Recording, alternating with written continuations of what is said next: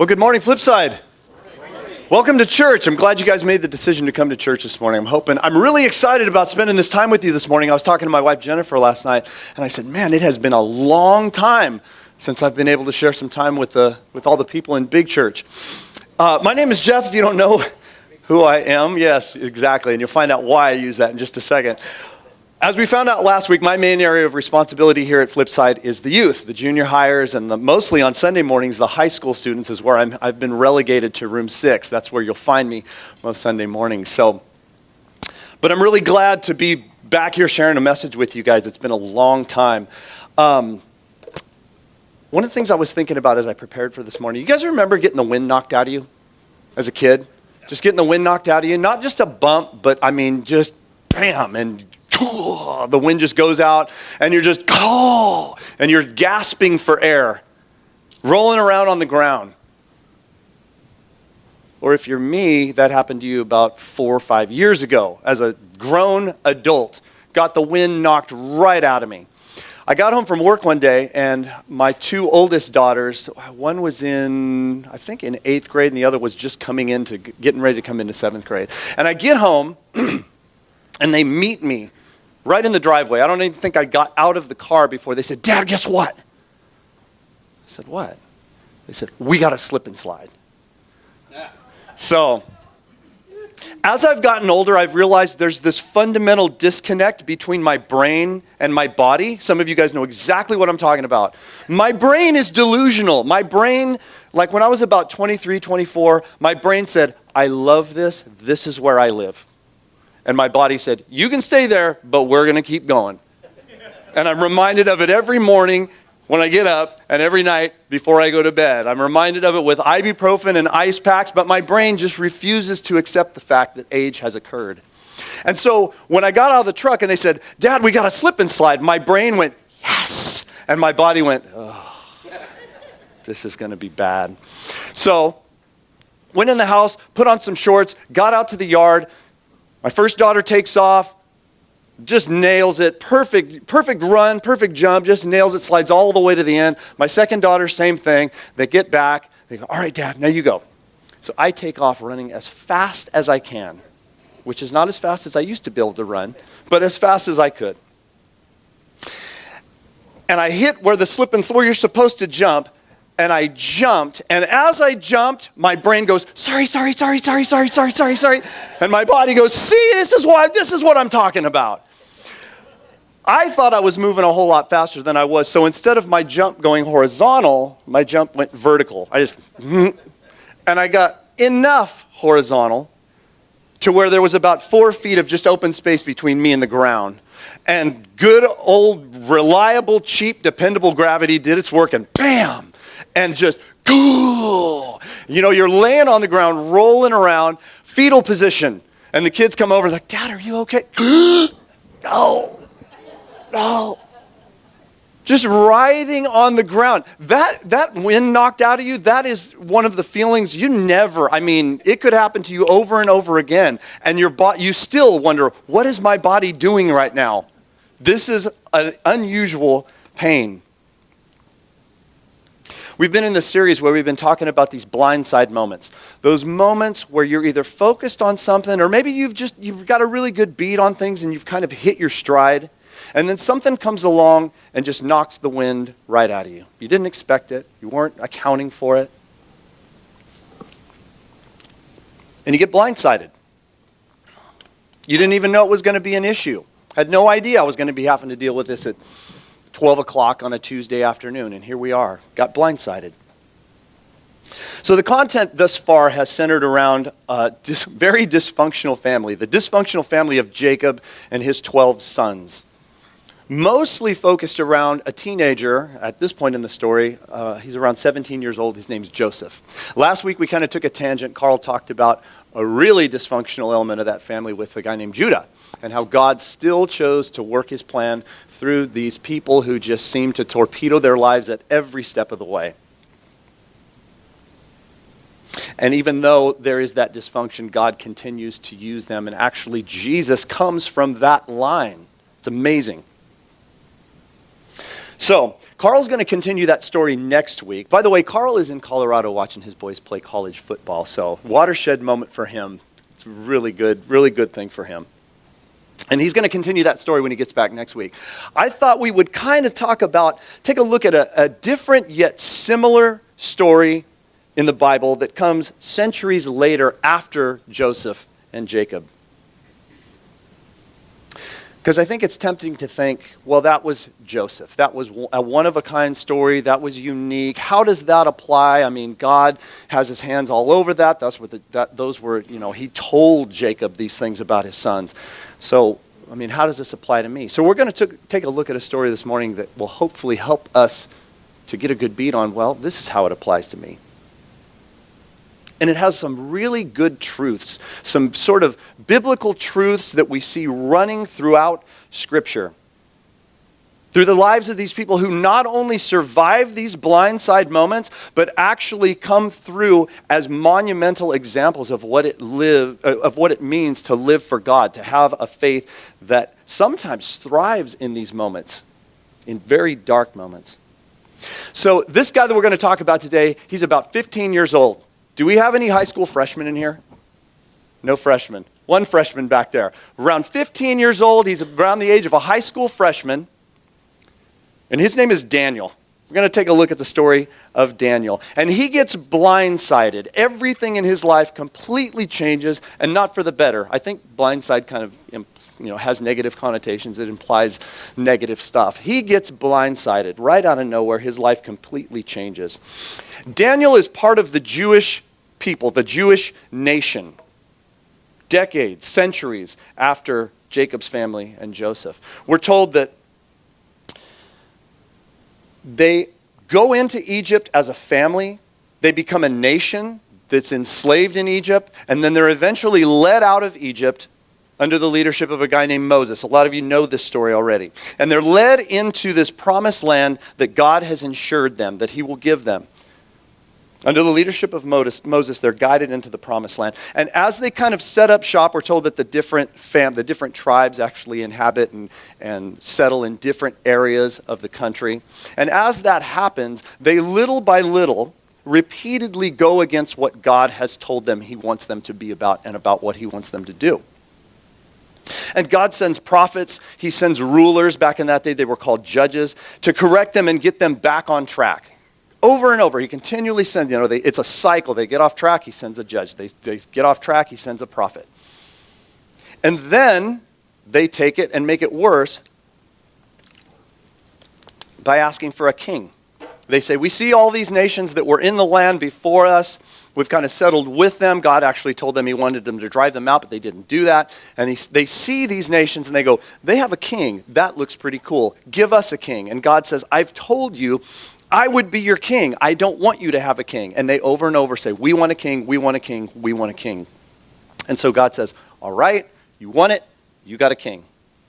And so the time of the kings gets going. And king after king after king. And some kings are better than others, but for the most part, these kings, and God told them, here's what these kings are going to do to you. And they just kind of living in denial again. Over and over again, these kings keep pulling the nation further and further and further away from God. And God continues to send prophets saying, don't do that, do this, don't do that, do this. And they continue to disregard what God has been telling them. Until finally he says, all right, I've had enough. This is it. And he revokes the privilege of living in the promised land. He says, you living in this promised land has always been contingent on your obedience to me. So now that privilege is gone. And so God lifts this veil of protection that he has put around his people. And we're told that a foreign country by the name of Babylon is allowed to come in and take the people, take the king captive, take some of the administrators, take some of the nobility, take the possessions captive. Takes it, just comes in, they lay siege to Jerusalem, they take them away in chains, and they're living in captivity back in Babylon. So what I wanted to talk about today was this idea of what does it mean to live in exile? Because that's what they were doing. They were living in exile. They'd been extracted from their home country. They'd been taken away, and they were living in a foreign country in Babylon. How do you handle those times when you feel like you've just been expelled? You feel like you've just been dismissed. You've been sent or you've been taken away. Here's the deal. Daniel was someone who was living a God-honoring life prior to the exile. He was trying to honor God with his life before they had been taken into captivity. This had to have been a blindside moment for Daniel, because here's what we think. We think, I'm living a God-honoring life. I'm good. I'm honoring God with my time. I'm honoring God with my resources. I'm honoring God with my talents. That was Daniel. And then he gets blindsided, and he gets taken into captivity. God doesn't shield Daniel from the situation. God doesn't say, Daniel, because you've been honoring me with your life, I'm going to protect you from this. But we'll see there's very good reason that God allows this to happen. One of the things we talked about the first week when we kicked off this series are two important words to keep in mind. We're going to keep bringing them back week after week. The first one is sovereign, that God is sovereign. His hand is not forced. Nobody tells him what to do. He doesn't answer to anyone. He sees the beginning from the end. Therefore, he can do what he wants. But fortunately, God is also providential. His providence is always there. He provides for the needs of his people. And these two things, God's sovereignty and God's providence, are crucial for understanding how to live and sometimes thrive through these blindside moments, these moments in life where the wind just gets knocked right out of you. So, what would happen when the Babylonians would take people into captivity is they would put the captives through sort of a vetting process. They would put them through a process where they would identify the best and the brightest of the people they had taken into captivity. And they would start to groom them and sort of indoctrinate them into the ways and the customs of Babylon, with the eventual objective of just making a better Babylon. We're going to take your gifts at math, we're going to take your gifts of creativity, and we're going to aim those now at our Babylon, making it better. Indoctrinate you into the customs and the behaviors so that we can have a better Babylon. And we find out that Daniel and his three friends, they're called Hananiah, Mishael, and Azariah. Sometimes you've heard them, they're changed names when they were in Babylon, is Shadrach, Meshach, and Abednego. Daniel and his three friends are among these people who are identified. Hey, you guys have special gifts. We want to take those gifts and use them to benefit Babylon now. So right off the bat, right in Daniel chapter 1, we hear of this kind of weird story. This indoctrination process, one of the elements of this indoctrination process has to do with what they eat, has to do with their diet, what they're fed. We're told these guys were to eat only the food and wine that was provided by the king. And unfortunately, it contained items strictly forbidden by God. He had told his people, you're not going to eat this stuff. And so, we find out that Daniel decides to drive a stake. I'm going to keep honoring God with my life in this regard, and I'm not going to eat this food. But he's got a problem, because there's a guy that's been assigned as an attendant to his group of people, and he's making sure that they eat this food and do all the other stuff as well. And even though Daniel found favor with the attendant, and Daniel said, hey, I can't eat this stuff. The attendant said, I like you, Daniel, but I also like living too. If I don't make sure you eat this stuff, if I don't make sure you're doing what you're supposed to do, you guys are going to look it. You're going to look tired. You're going to look malnourished. And Daniel comes up with a plan. Daniel says, look, let's try it for 10 days. If you brought your Bibles, turn to Daniel chapter 1, right there at the beginning. Daniel says, at the end of the 10 days, see how we look compared to the other young men who are eating and drinking the king's food. Then make your decision in light of what you see. The attendant agreed to Daniel's suggestion and tested them for 10 days. At the end of the 10 days, Daniel and his three friends looked healthier and better nourished than the young men who had been eating the food assigned by the king. So Daniel chooses to hold to his convictions and honor God with this part of his life. One of the things I thought about this is, as a 15-year-old boy, I mean, come on. Think about yourself when you're 15. 15-year-old boy, I know what I would have done, especially if I was trying to do something and it didn't pan out. All bets are off, God. You didn't hold up your end of the deal. I'm living in captivity. I was living a God-honoring life, but now you still allowed me to be taken away. When I thought I was good, when I said, you know what? Me and God, we're rock solid. This isn't going to happen to me. But God, you didn't hold up your end of the deal. So you know what? Bring on the pork chops. Bring on the ribs. Bring on the bacon. I'm done.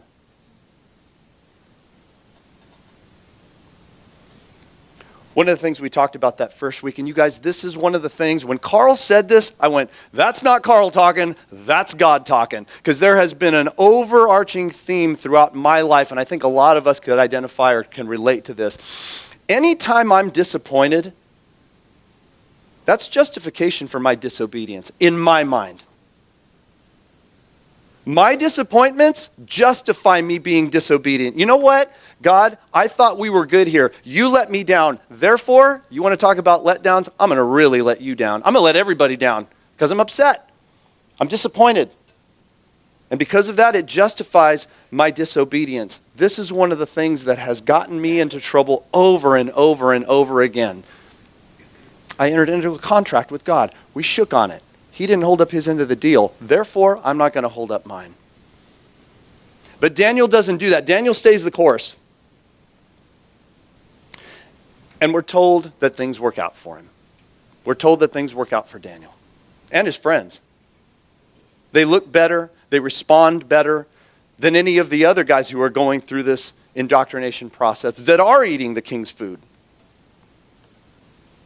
Sometimes our small acts, when I first started reading this, Daniel chapter 1, I thought, why are we talking about, it's a diet, it's food, big deal.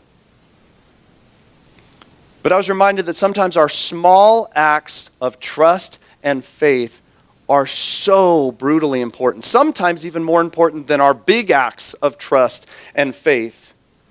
The small acts are so important because they act as stepping stones or bridges to bigger steps of faith. And if those small ones aren't in place, we never get to the point where we have monumental and big acts of faith.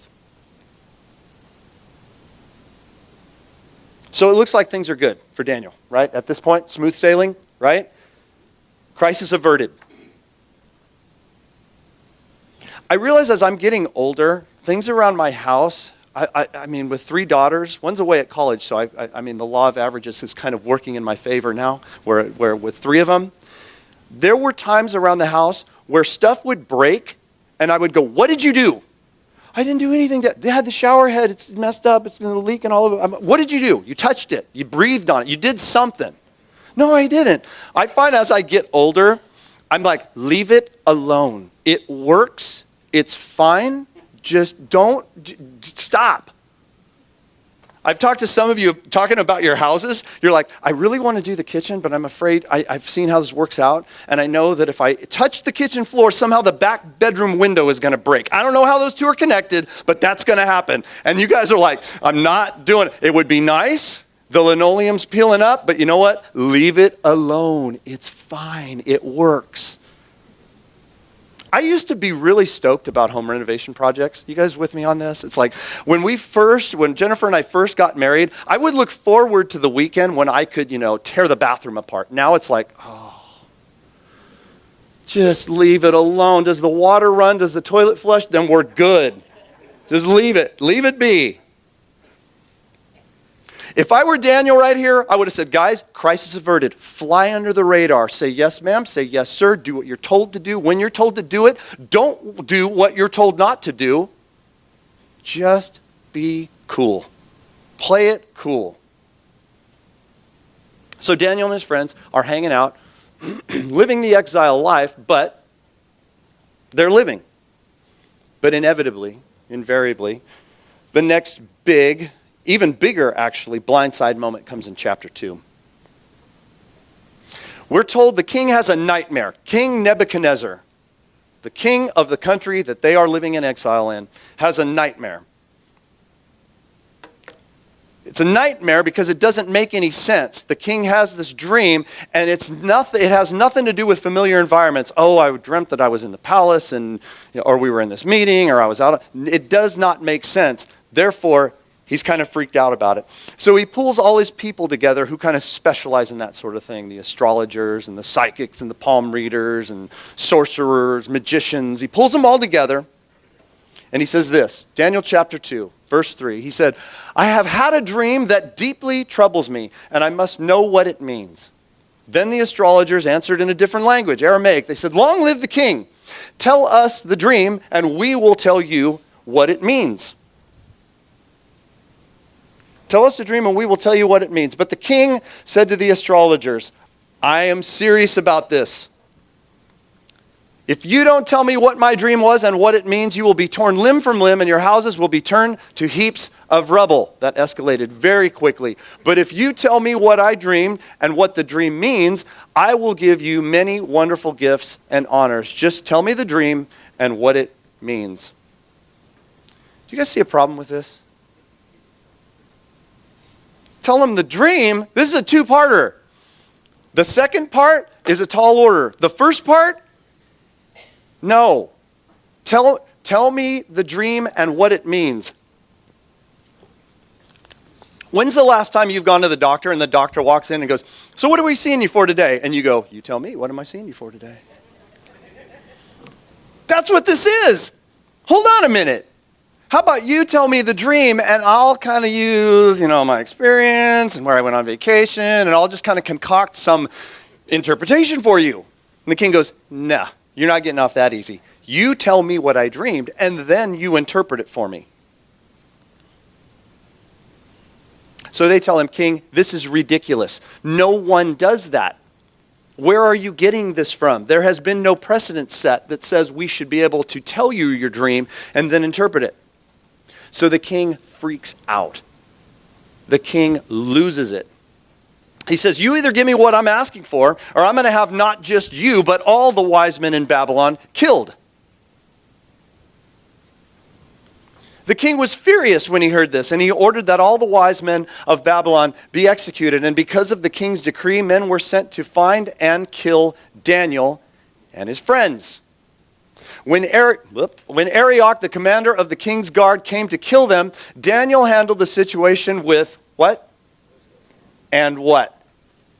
Wisdom and discretion. Let me ask you this. When you've been blindsided, when you have had the wind knocked out of you, how much wisdom and discretion do you use? Zero.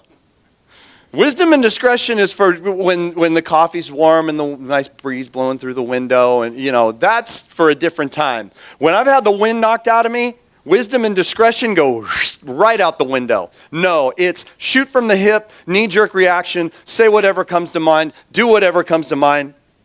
Daniel's like my hero. If you've ever taken a class that kind of involves stress management and it doesn't teach Daniel chapter 2, you're kind of getting gypped. Daniel handled the situation with wisdom and discretion. How? How does he do it? We're told that Daniel is able to not completely disregard, but put the whole fact that his life depends on this aside for a minute. And he talks to the guy who's sent to actually march him away to be killed. And he says, what happened? What in the world went down? Josh used to always say, help me understand what's going on here. Daniel just goes, hold on a minute. I know you're sent here to kill me, but help me understand what happened. And the guy kind of takes a deep breath. He goes, the king lost it. He flipped out. Blanket statement. Kill all the guys.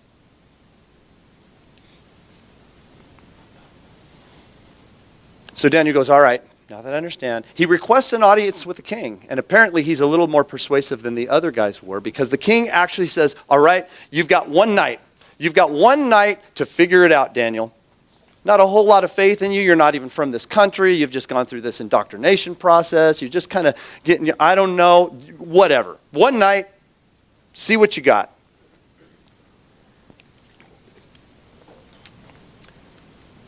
Daniel went home and told his friends Hananiah, Mishael, and Azariah what had happened. He urged them to ask the God of heaven to show them his mercy by telling them the secret, so they would not be executed along with the other wise men of Babylon. That night the secret was revealed to Daniel in a vision. Then Daniel praised the God of heaven. He said, "Praise the name of God forever and ever, for he has all wisdom and power. He controls the course of world events. He removes kings and sets up other kings. He gives wisdom to the wise and knowledge to the scholars. He reveals deep and mysterious things and knows what lies hidden in darkness, even though he is surrounded by light. I thank and praise you, God of my ancestors, for you have given me wisdom and strength. You have told me what we asked of you and revealed to us what the king demanded." One of the things I always ask high school students, we hang out a lot. We not just on Monday nights and Wednesday nights. We play basketball together. There's FCA. There's Christian Club. So there's these moments where we're just kind of hanging out. And this summer was very interesting because I was doing a lot of stuff in room 6, and they would drive by and see my car, and they would kind of just pull in. Individuals, groups of 2 or 3, and we just hang out and talk. And some of the things they said, those moments where you just go, I'm just going to fold my arms and listen because this is crazy. And they would tell me about these blindside moments in their life. They would tell me about times when something unexpected had happened to them. And I would always ask them, what did God say about that? And they just kind of look at me like, what do you mean? I wasn't at youth group. I'm like, this stuff applies to your life outside of youth group. They would look at me with that look on their face like, what are you talking about? And I would say, did you pray about it? Did you ask God what he thinks about it? And they would look at me and go, I never thought to. The first thing Daniel does is he not only prays, but he asks his friends, he asks his community to pray with him. Specific needs that they have. And we're told God delivers an interpretation to Daniel, to which Daniel responds by confirming the 2 things we've been talking about, God's sovereignty and God's providence. Praise the name of God forever and ever, for he has given how much wisdom and power?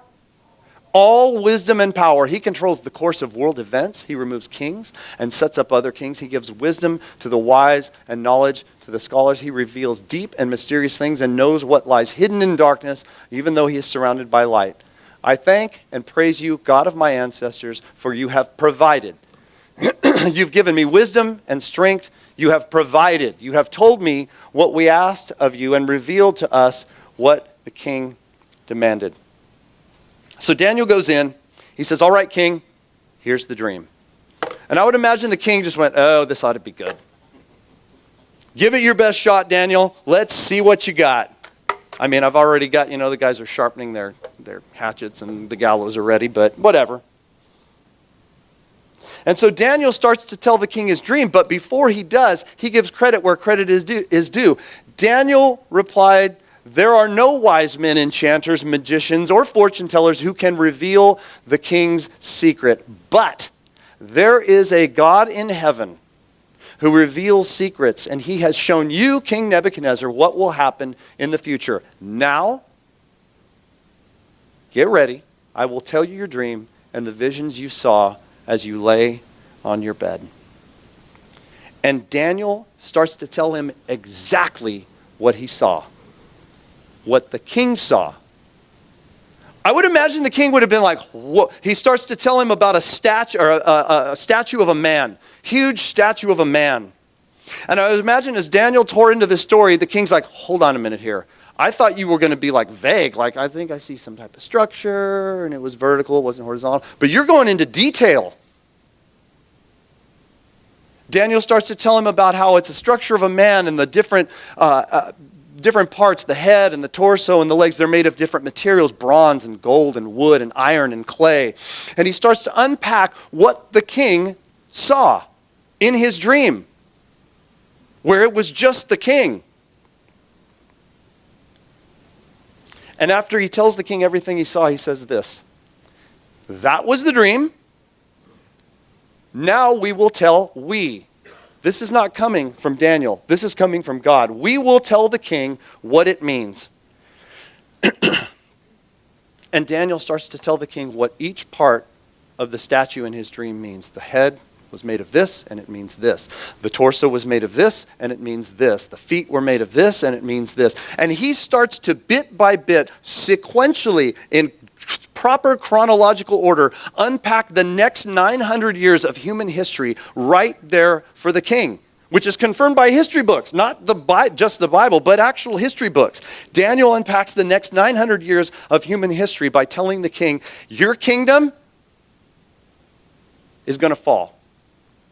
Your days are numbered, and it's going to be taken over by another kingdom. And that kingdom is going to be taken over by another kingdom. And he just lays it all out for the king.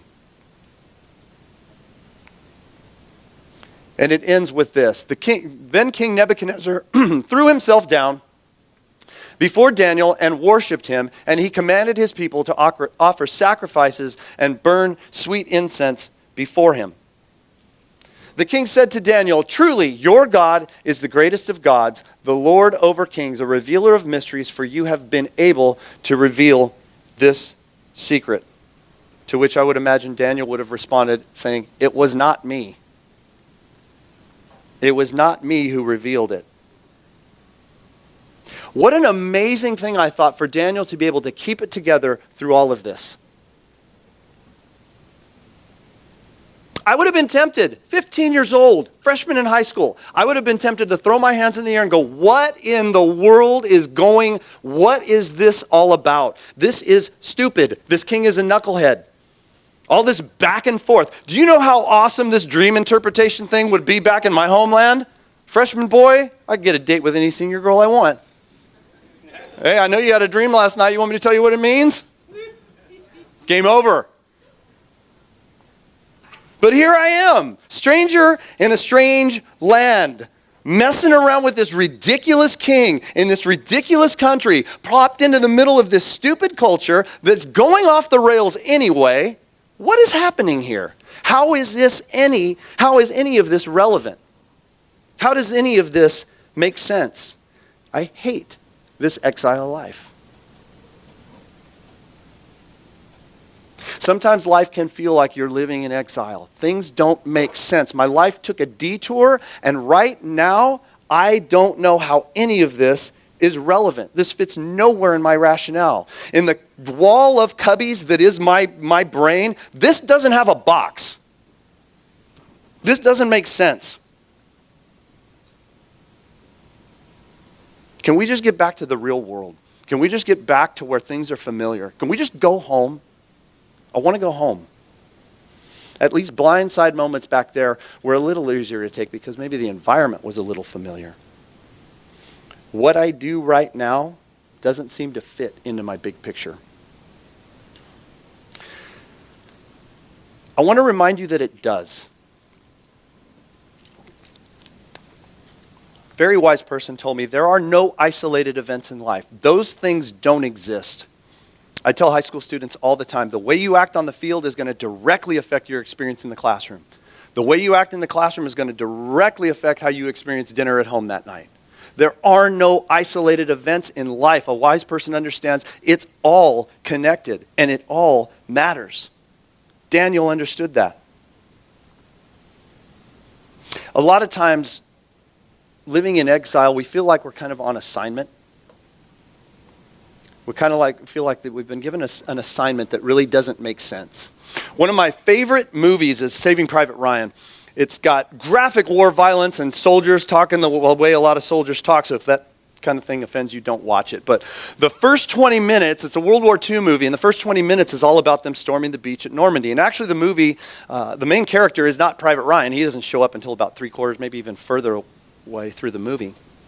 The main character is this captain, John Miller, and he leads this squad through all sorts of just deplorable conditions. And the first 20 minutes is them storming the beach, storming Omaha Beach in Normandy.